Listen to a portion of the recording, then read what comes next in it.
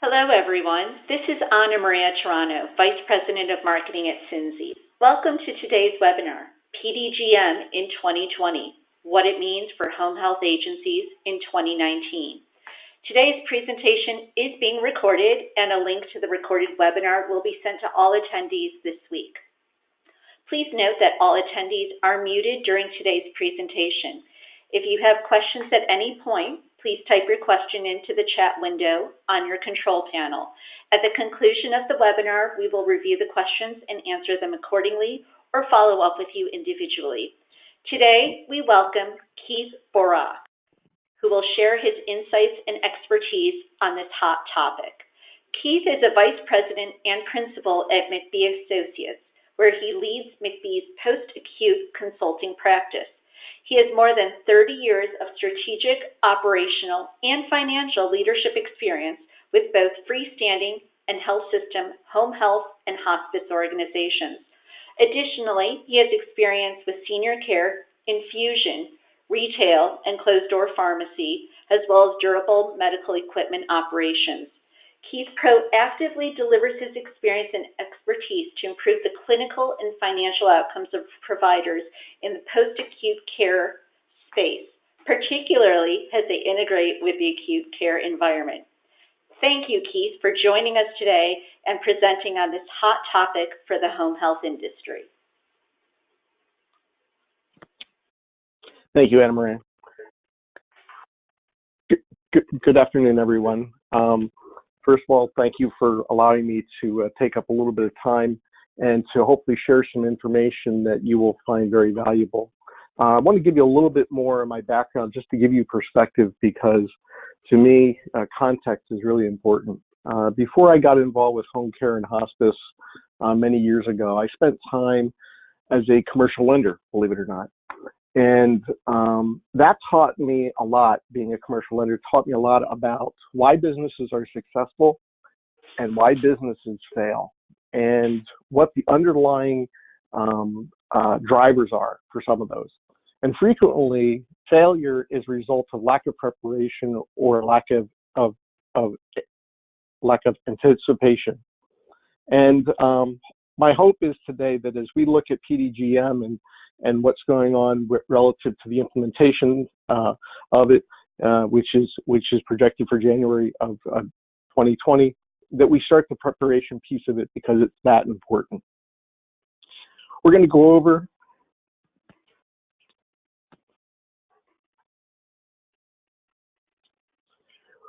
today. We're going to go over just an overview of what is PDGM and the underlying and the underlying components of it, and really where the changes are.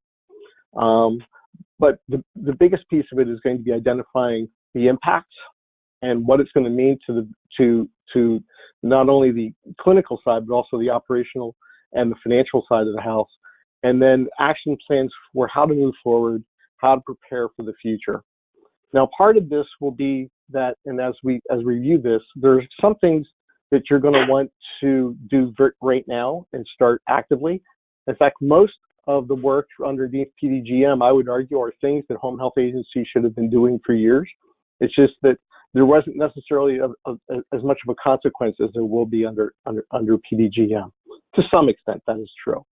But there are some things that, quite frankly, you're not going to want to change at all until almost the date when the law changes, and we will talk about that as well. Give you a little background of McBee. McBee is a firm that's been around for 45 years and has worked in providing consulting services to the healthcare industry, both as Anna Marie mentioned, both on the acute as well as the post-acute side. We deal across health systems. A lot of our clients are health systems as well as hospitals, but we also have a core business within our home health and our hospice group. That's pretty much my core background is in that area, and also working with long-term care facilities, skilled nursing, as well as senior care side. So let's talk about PDGM and what is this animal. So PDGM is a piece of legislation that actually was initially proposed almost 2 years ago under under a whole different name.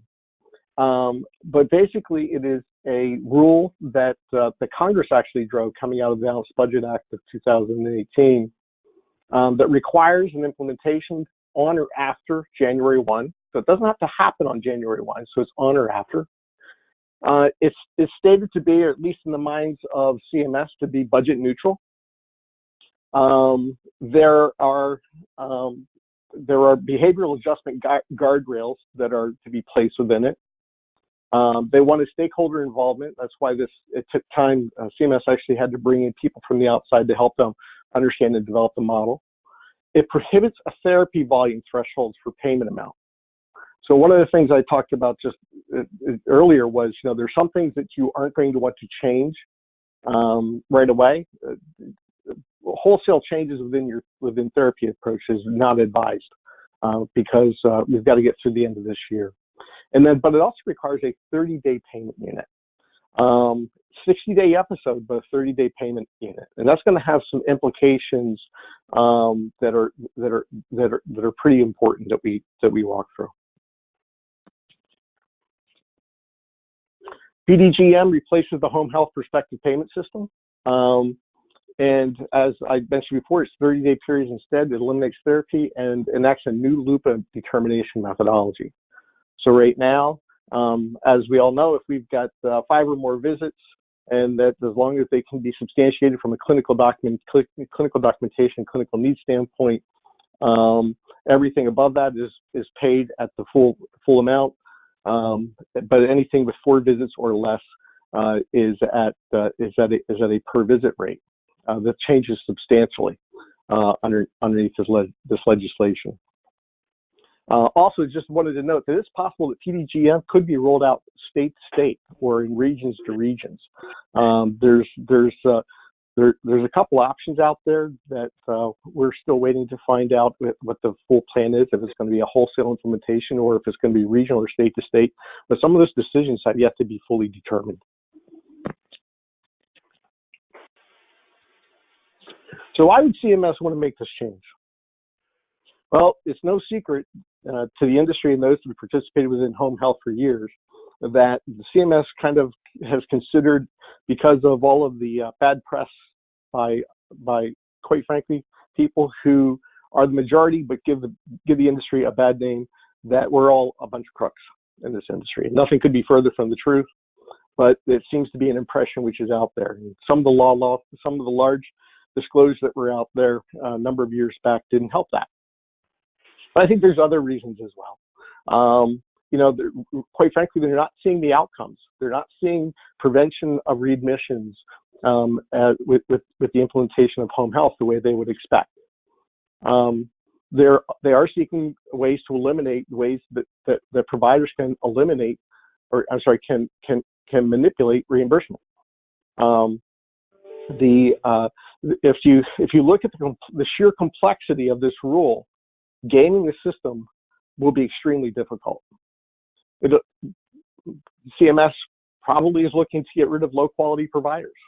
There's been a lot of fragmentation in this industry, and quite frankly, that has a lot of costs from the administrative standpoint. And I think fundamentally the theory is that we need to have organizations that are much more structured and are much more mature in their setup. So they're looking for ways to be able to work through that. Certainly cost reduction will be part of this as well. As I indicated, the law says that it will be budget neutral, at least on paper, but as we've looked at this, we have a whole lot of concerns about what ultimately will happen here. And there's others out there that you can probably come up with as well, but these are possibilities that I think are out there today. So let's look at the evolution of a model. So there was IPS before this, and then before there it was just send a cost report in. It was just wonderful. But the whole world's different since 2000, 2001. So PPS has the 60-day episode. In the middle was HHGM. That's what was proposed. It was never approved. A large amount of overall resistance. But if you look at the comparisons between this, there's not that much difference. There's a comorbidity difference between HHGM and PDGM. So before it was 2, now it is 1, 2, or more. And underneath HHGM, when it was proposed, was 128 payment groups. It's now 432. So there's 432 different payments depending upon the characteristics of the patients. You got the clinical grouping differentials. The functional remain the same. And of course, the biggest impact was that actually the original law had a projected negative $950 million impact. There should be an M there. But it's, and again, under PDGM, it is supposedly different. But there are pieces to this. We didn't deal with any of those pieces or much of these pieces before underneath PPS in the existing system. And now, because of the complexity of this, it's going to add a whole new dimension into it.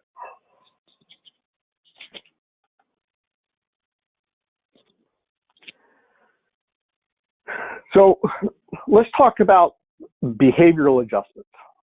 So behavioral adjustments, which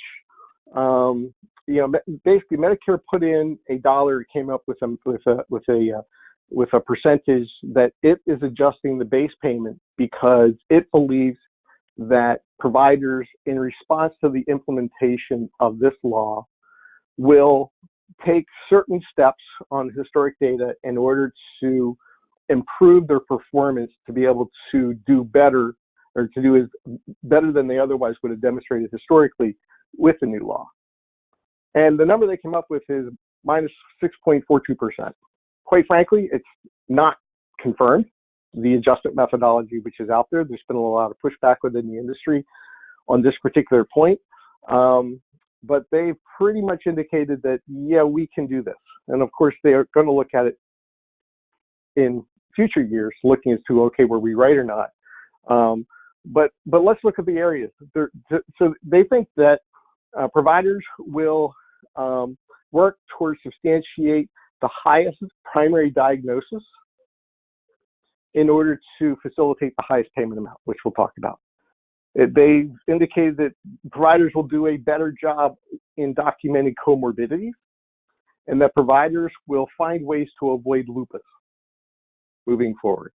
Having run the complexities of a home health organization and understanding some of the core components of it, none of these three are easy.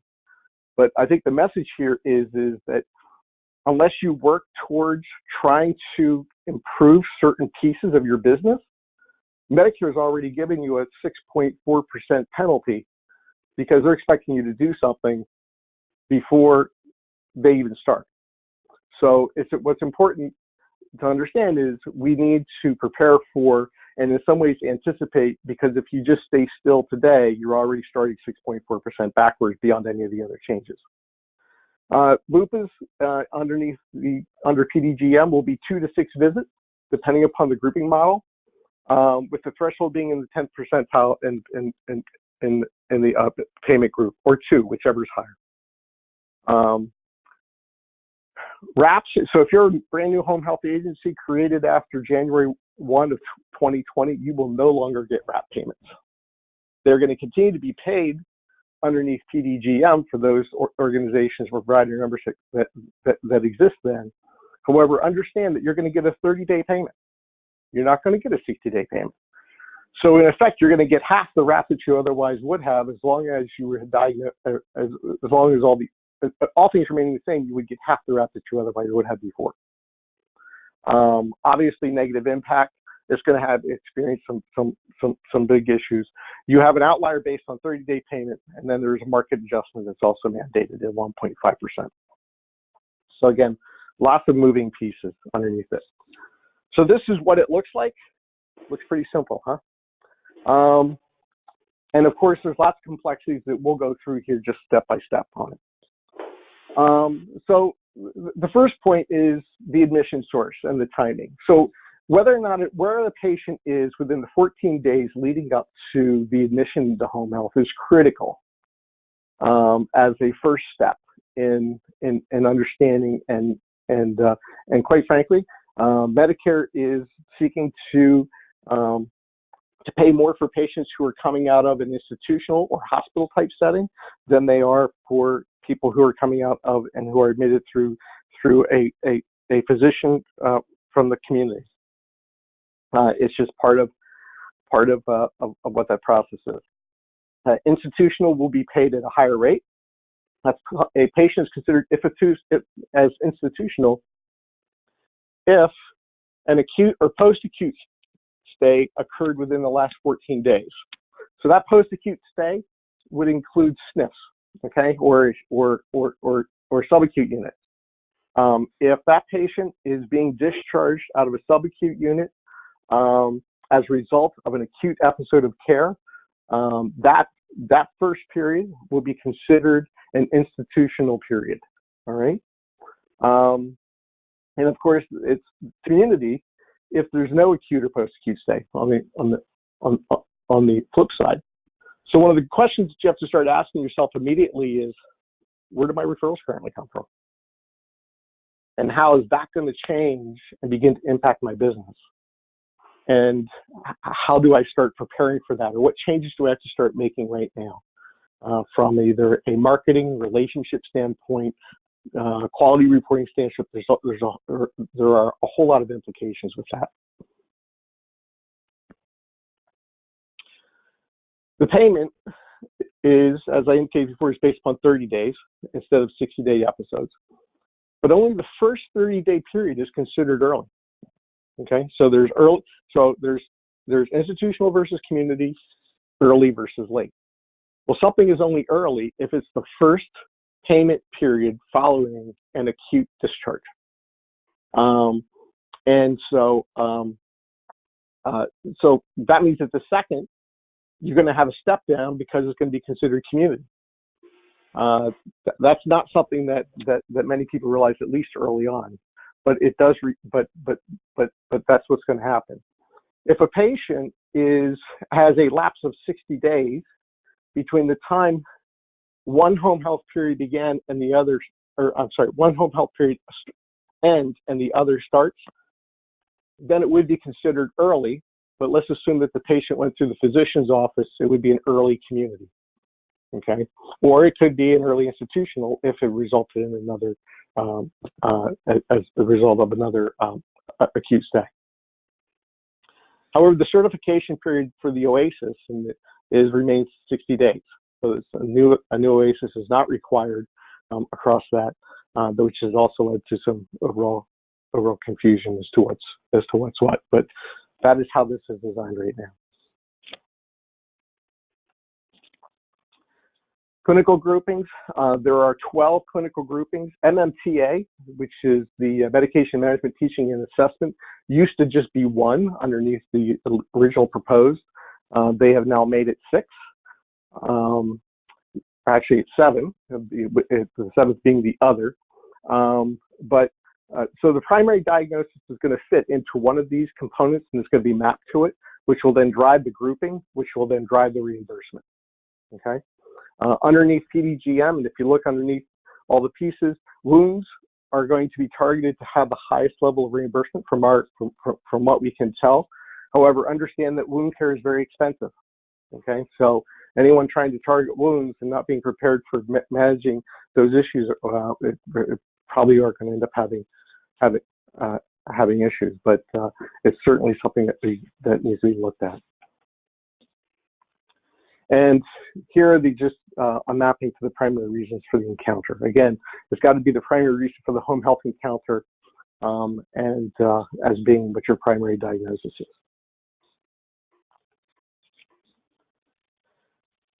As you can see here, MMTA represented 54.6%, okay?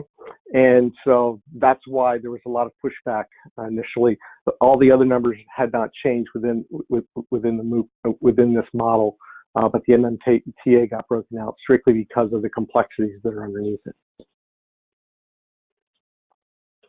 Let me talk about questionable encounters. So right now, if an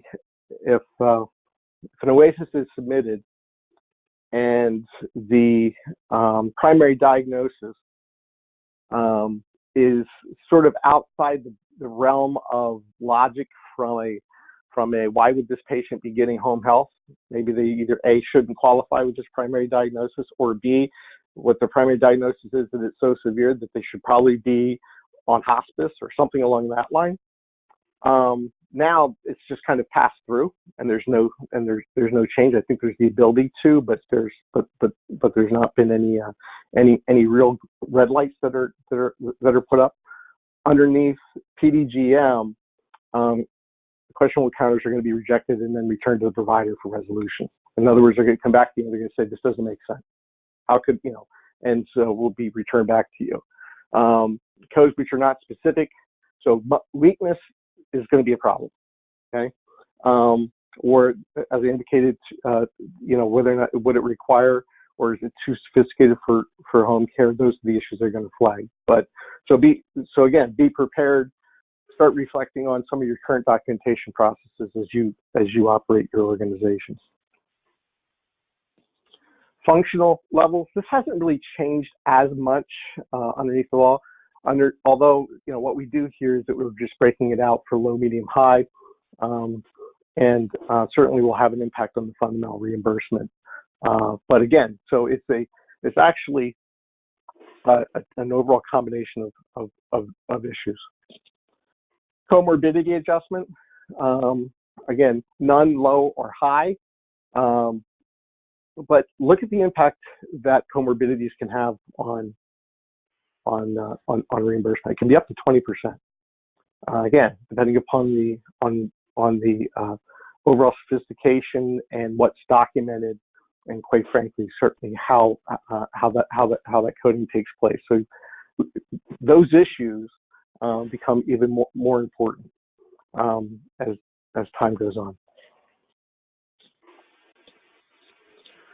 So dimensionally, and I still have yet to try to figure out how anyone is going to game this system, is admission source and timing is pretty black and white. They're going to be looking at claims data and reviewing that. So, but that is going to cause challenges for people at intake, because you might think that something was institutional when really it was community. And a piece that we've done is we've gone back and we've looked at some of the data that we've received in the past, and we think that this is in fact going to be an issue. But that's black and white. Your clinical grouping is going to come down to your documentation, and then certainly the identification of the primary reason for home health. Functional impairment, again, that's something which pretty much already exists, but it's going to have an implication. And then the comorbidity adjustment. Again, that's going to result within your payment group, one of the 432. And so you can see where adding payments, adding visits here, moving different areas, although might all long-term have a need to manage LUPAs, but we've got to figure out what those levels are going to be. It's going to be very challenging to try to game the system. And I think, my message has been, for most people, is focus on what the patient needs, balancing that with quality documentation of the complete patient's profile. And that's where the primary focus needs to be on, because focus on gaming the system, I don't believe it's going to be something that's just going to be readily be able to be had, nor should it be done. So what's going on from clinical impacts on the operational side? Again, your admission source is going to affect your reimbursement underneath PDGM. So your intake group is going to need to have an understanding of where was that patient, were they at home, were they at a facility, what's the type, when, it's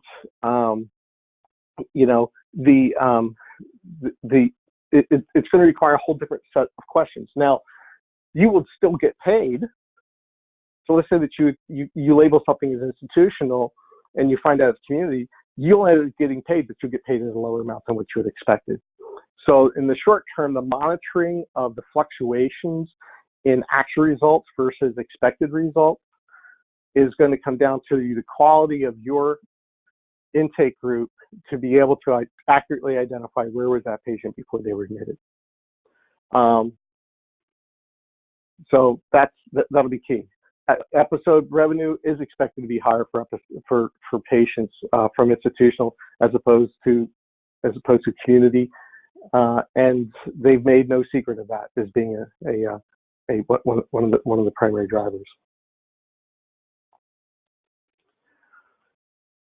If you have, not you, of course, another agency that competes within your market that doesn't submit bills timely, that's going to have a real impact on your ability to understand whether or not and where someone was at that point in time.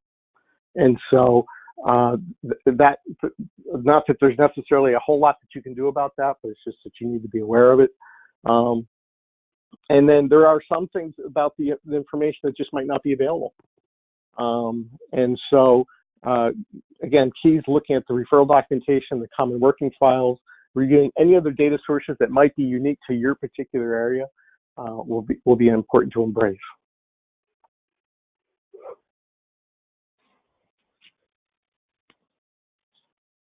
Again, just about the questionable encounters, certainly inappropriate or incorrect codes are going to result in QEs, which is going to cause delayed processing as well as delayed reimbursement. So something to be aware of that. On the visit and on the discipline side, the biggest change is that therapy is no longer a reimbursement driver. The number of visits that the therapist does is no longer a driver for reimbursement. With that said, that does not mean that patients do not need therapy. And so, because the key issue is how are outcomes going to be achieved in a manner that the patient needs in light of the new system. CMS has stated that there's evidence that increased therapy does not necessarily yield the correct outcome. And so part of this is going to be a reevaluation of what should we do relative to delivering and helping the rehabilitation of our patients. And we can talk about that when we go over the planning for the future piece of it. But just understand, patient outcomes continue to be the focus. There's going to be an increased importance on the execution of the plan of care. You'll see even the next one, the failure to open timely. If you don't get an episode out and started and are delivering the early pieces of care as the organization or as at the time that the patient needs them most, your probability of LUPA escalates dramatically underneath this model. And so it will be important that that plan of care is first of all well designed, but also second of all executed. And one of the pieces that you'll see a little bit later on is I say, listen, if you typically take more referrals than you can possibly manage, where you're juggling patients and delaying visits because you don't have people to do the visits, it's really going to be a negative impact because your LUPA rate's going to drive up. And so you're not even going to get paid for what you're looking at doing right now underneath this model.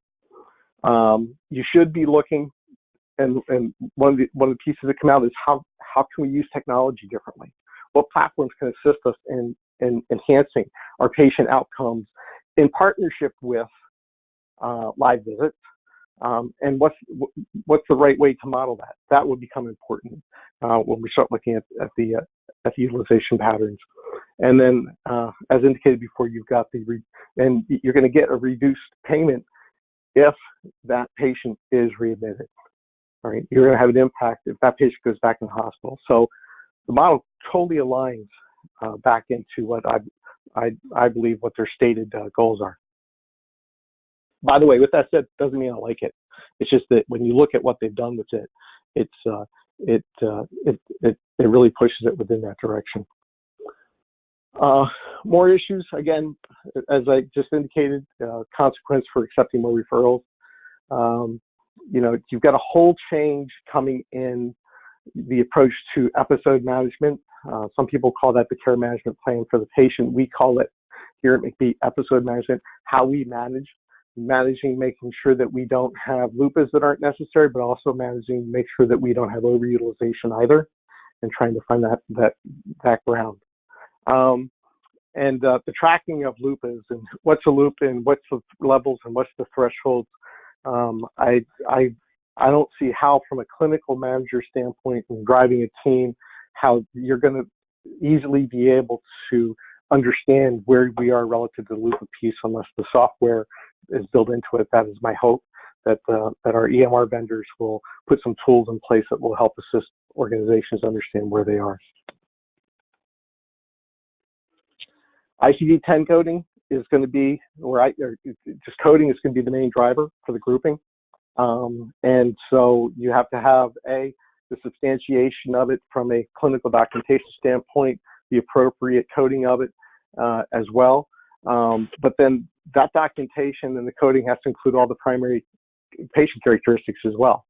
One of the things I think will happen 2 to 3 years post-implementation will be Medicare will go back and they'll start reviewing files and they'll say, okay, so this was the primary diagnosis that is represented by this organization. What does the documentation say? I can see it happen, or even the comorbidities. Again, in an effort to in the name of trying to do some resolution to protect the system, I can see that's where they'll go back to. And it's also going to require a reassessment of really the skill set of your front end staffing, being your intake, but also your starter care nurses to deal with the admission sources and avoiding qualified encounters and making sure that everything is documented appropriately. So it becomes very challenging. Financially, reimbursement is driven by the characteristics, patient characteristics, and care delivery, as well as the results. CMS has provided a glimpse of this. You can actually go on CMS's website and you can download this large zip file, which crashed my one computer I tried to work on. But it'll give you the detail. You can find your provider number, but it will tell you what CMS says that the expected impact is going to be on your organization. It's one number.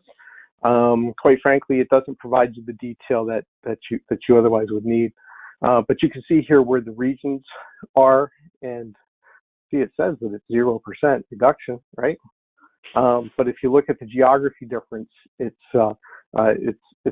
far from. And again, we as an organization, we own data that goes back at least 10 years, and we've looked at this number, and our numbers are more I'll just use the word challenging than what's been represented here.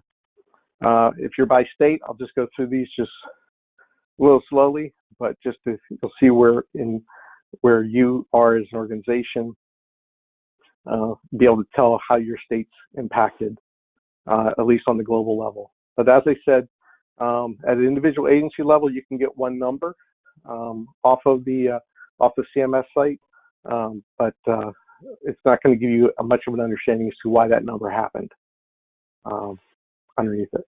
Okay. So obviously, from a revenue standpoint, you've got lower overall reimbursement. You've got change in the drivers. You're going to have, there's going to be required changes to how do we recognize revenue in this system, and we're still working through that. What's the accrual methodology that we're going to use, and what are episode key performance indicators when you've got all these types of episodes? And it's almost going to come down to profiling each of the episode types in order to be able to do that. So a lot of pieces there. And then you've got the possibility of Medicare Advantage plans looking at adopting the model as well. And it's my belief that they are probably looking at it, and they're looking at the model, and they're looking as to what it can do. And so if, I certainly think that there's a possibility that sits out there. From a timing of reimbursement, this is a big cash flow issue. Again, you're going to get half, all things being equal, you would get half the reimbursement because it's 30 days versus 60 days. But now it's going to be half that, and then depending upon the type and the underlying circumstances, it could be higher, or it could be about where you currently are, but it could be substantially less as well. So that obviously has a lot of implications relative to the cash flow of organizations moving forward. There has been conversation by CMS about removing RAPs entirely. Personally, I see this as being step one, and at some period in the future, they will probably look to eliminate them in whole. as well, but time will tell. So previous exercise will now be result of 30-day payment. You know, I know some organizations where that I've encountered, their average length of stay was 28 days, but they got a 60-day payment. That will not be the case anymore. Or even 35 days, which you get to 30, but that 5 days could come a loophole. So how and the methodology of engaging is going to become important. You know, let's talk about documentation. We all know that it's a struggle to get orders from physicians, and it's also a struggle to get face-to-face documents. But now, because of the billing requirements, you now have a requirement to have those from a overall 30-day standpoint. You need them faster. It's going to be it's going to make it that much more challenging. So one of the questions will be is, can you continue to do business with doctors who don't get information back to you? Operationally, again, cash posting, thresholds, all pieces that need to be looked at, and you're going to effectively, theoretically, double the number of claims that are currently operating right now. So what's that mean to your organization and to the people within it? Other challenges, just the challenges of your staff morale and engagement. It's another change to the industry. It's going to really require a heavy challenge to leadership skills of most organizations. We, you know, in home health, average age of a nurse is about 55 years old. And so, but there is a large number of nurses that are at or near retirement age as well. And so it's a change to this extent could end up having them just say that they're not going to go through it and they're just going to move on. But that's going to have implications for organizations as well. So employee engagement is going to be key. Right now for 2019, education and training are key, and we'll talk about that here in a second. Also, if you don't have accountability of the people who you have working for you, it's only going to hurt you. And certainly working with across your organization on communication and collaboration will be important. And as I indicated before, you need to reduce referrals from physicians that are not going to complete or return your required documentation, particularly timely. I don't think that you're going to have the ability to be able to work with them, and that's going to be a real challenge. I understand that. Having run a health system affiliated home health organization, I totally understand the issues of trying to get information from physicians that the hospitals are relying on. But quite frankly, your agency depends on your ability to lead through this change. If you don't prep, if you're not adapting, if you're not looking at alternatives and doing things in anticipation, it's going to be very challenging when we start hitting 2020 and when this is implemented. So now's the time to start working towards it. What do you need to do? Strengthen education training at the point of care. It's key from a clinical documentation. When I say clinical competency here, I mean understanding not only from a clinical medical evaluative standpoint, but I'm also thinking from a documentation standpoint. Does the patient record really reflect what the patient looked like? Because that's going to be the basis under which all of your comorbidities and your primary diagnosis is going to come from, as well as your functional components. And one thing we know from our work, we do a lot of OASIS reviews. One of the things we know is that typically clinicians will grade a patient as being at a higher functional level than what the underlying documentation states, or a greater or improved level of health than what the underlying documentation states. So it's a big issue that's got to be focused on this year, which is prepping on the basics. Ensuring that the OASIS is accurately completed. And then the middle bullet, effective patient influence and engagement, is going to be very key moving forward, particularly as we deal with this, to in ways empower our patients relative to responsibility for helping us help them rehabilitate. And so I know that that'll be challenging for particularly for client care or for chronic care patients. because they tend not to get better over time.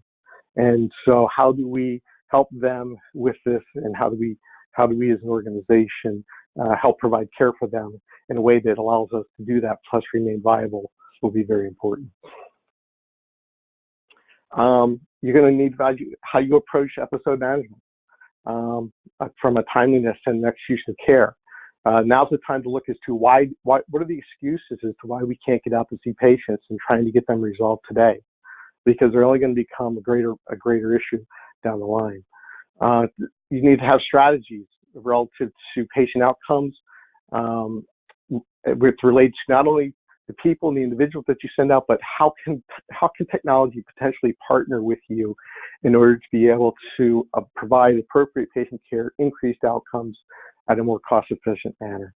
You're going to have to look at your staffing models and support from episode management. One of the things I recommend is, and if you have the ability to do this now, clinician scorecards. Okay, clinician scorecards are key. That gets into then the model as to, does a clinician have ownership of a patient or not? I know some organizations you could have, if a patient has 10 visits, they saw 10 different nurses. That model is going to be difficult to sustain. So you're going to need to look at that as well. But I think clinician scorecards will be key relative to outcomes because they want to do a good job. I've never met a clinician that didn't want to do a good job, but they've got to show some comparison of it. But then also take those scorecards and consider compensation plans that will give them an incentive bonus for using resources effectively, as well as having high patient outcomes, because it can really help you in your organization, which is really in line with what's trying to be accomplished here. Here's always the hard one, because I can never get that next nurse that I need to replace the one that I know is a problem. But here's the problem: you give a reason for all the other nurses why they don't need to work so hard, and so you do need to either remediate or remove underperforming clinicians. It will hurt you longer term underneath this model, and will not help you. And again, you have to set up alternative intake models just because of the supporting training. Do they have the skill set required, the analytical skills required in order to operate within this new model? From a financial rev cycle, again, you should be, if you can, there are products out there that can provide you a detailed deep dive as to what's happening with your organization based upon historic data. And so, PDGM, from a forecasting standpoint and understanding its impact, I think is very key. It's not just the bottom number; it actually comes down to the components and understanding why. Because then, if you have the ability to understand early, late, institutional, community, and then even your clinical groupings pieces from your organization as a whole, I think it can help benefit you and your planning efforts. You have to look at the back operational changes needing, and evaluating your staffing needs, of course. And of course, EMR readiness is key. If you're not talking to your EMR vendor and asking them what they're doing for readiness for PDGM, I really recommend that you do so, because it's got to be ready to go, and it'll be key for you. Some of you might remember back when PPS came into effect, there were organizations that had really difficult financial issues because they were unable to bill because their EMRs were not ready. You just don't want to duplicate that. Continually communicate with your employees and your board. It's key. Eliminate any manual functions that you have and use technology to the degree that you can. And then you've got the issues with the physicians that I've talked about before. Strategically, key relationships. Be careful who you partner with. Make sure that your partners are strong. But you may even want to partner with competitors, quite frankly. That may seem a little odd, but if they're really good at something and you're really good at something else, maybe together there's something there. Just a suggestion. Look at technology platforms from a patient transition, a patient care, and overall patient improvement strategies to help enhance this. I think will be important post implementation. So now's the time to prepare for that. You need to, quite frankly, keeping unprofitable payer contracts that before you did because you absolutely had to, you may not have the ability to do that anymore. You should look at it if you don't have large or extensive relationships with subacute facilities or skilled nursing facilities where you could be getting that post-acute institutional referral for. You need to have strategies in place that will start moving in that direction. You might want to look at the ability to partner, merge, or affiliate in some way with a physician group, with an organization, with a skilled nursing facility to help you in that. And then, of course, then there's the marketing strategies and the development of what takes place there. From a patient care management side, looking at data and adopt alternative delivery models. One thing that we recommend is that agencies look across their competitors and how they're being impacted, and then understanding why, if a competitor is 5-star rated, number one, where are they? How are they going to be affected here? And then also number two is how are they? What are the characteristics of them achieving that? Okay, that are different than maybe your organization. I think it can become a very strong tool. But now's the time to understand what's going on and overall preparation. Of course, the goal here is to achieve a high quality patient-centered care, and that's not changed. I think that's what the industry strives to do, and has worked for as a whole. But there are things before that we've been able to not necessarily resolve and get away with it, or maybe it wasn't that much of a pain point for us. But if you start looking at the sophistication of this model, and you're not deploying pieces and or technology and or strategies effectively, it's really going to have negative implications. You know, we've already seen. We know some players are thinking about. You know, we've seen some M&A activity increase as a result of this. You know, as organizations, particularly community-based or even health system-based, it's going to be a matter of how do I adopt this, and so that'll be key. Home care is an industry of survivors. If you talk to the people who I've talked with over the years, they've always found a way to work through this. I think that your organization and certainly this industry will work through this as well. And with that, I'll leave this open to questions, and Anna Marie, I can turn it back to you as well. Thank you, Keith, very much for presenting on today's topic regarding the current and future environment for home health agencies in regards to PDGM.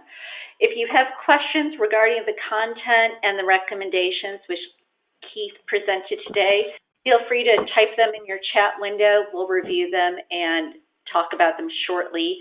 In the meantime, just to let you know, a link to the recording of today's webinar will be made available to all of those who attended and registered for today's webinar.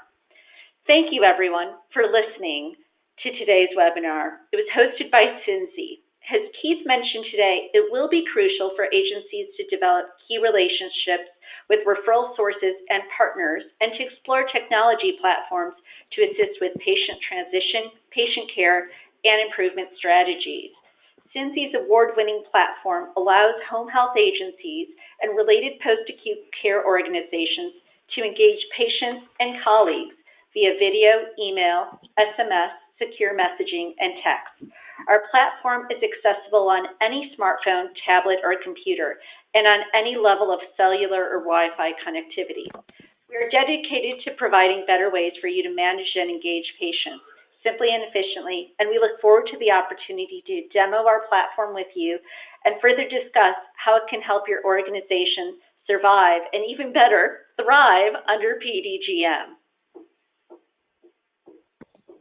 If there are no questions regarding today's content at this point, feel free to email Keith, as indicated here, or reach out to info@cincy.com, and Keith and or myself will follow up with you individually. This concludes our presentation today. Thank you, everyone, for your time and interest on this hot topic.